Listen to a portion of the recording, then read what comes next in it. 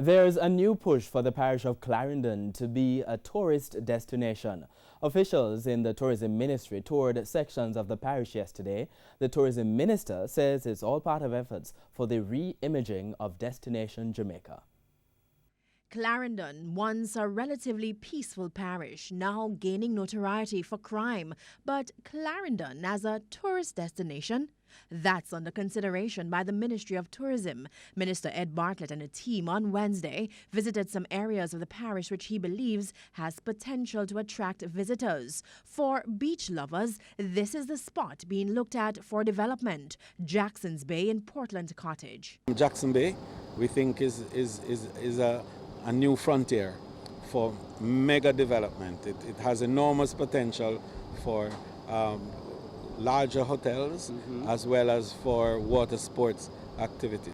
Already known to some is Salt River, used mostly by locals. To the tourists interested in wellness, the mineral spring is said to have healing benefits. Salt River Bay was one of 3 major shipping ports in the 1950s when sugar was king.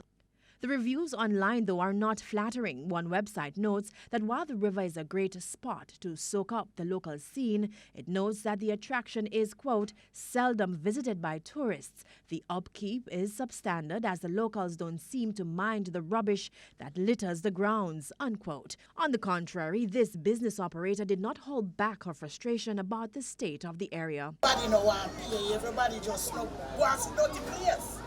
I tell me, no anger or nothing for me change my life. First time you see cause I'm going bad out there. If you just see place clean, you know, see me yard there. In the short term, what we call low-hanging fruits, I think the Salt River we want to clean.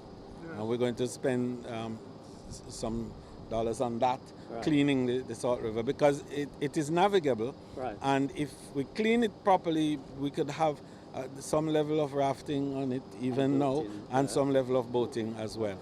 Another enormous asset, according to the minister, is the Milk River Spa, which is currently underutilized. The TPDCO is being asked to look at the development of the sanitary and other human comfort facilities that are required around there, but most importantly, to do a full cleaning of the spa itself.